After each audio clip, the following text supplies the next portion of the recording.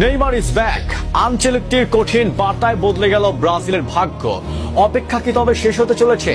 ব্রাজিলের সেই চিরচেনা 10 নম্বর জাদুকর কি তবে আবারও তার হলুদ জার্সিতে বিশ্ব কাঁপাতে ফিরছেন?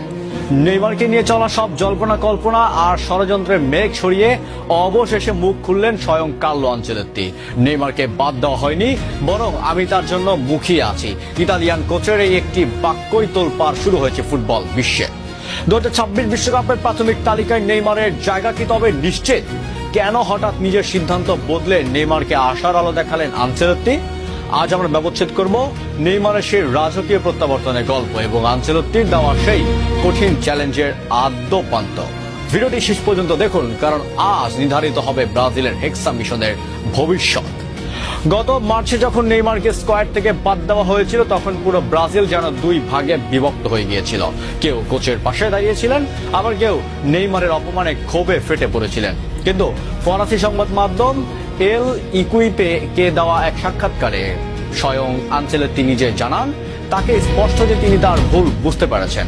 তিনি সরাসরি জানিয়েছেন, আমি জানি সে পুরোপুরি ফিট হয়েই ফিরবে, আর আমি তার ফেরার অপেক্ষায় আছি। অর্থাৎ নেইমারকে ছাড়াই বিশ্বকাপের পরিকল্পনা, এই গুঞ্জন এখন পুরোপুরি অতীত। তবে ফেরার পথটা মোটেও ফুল সহ্য নয়।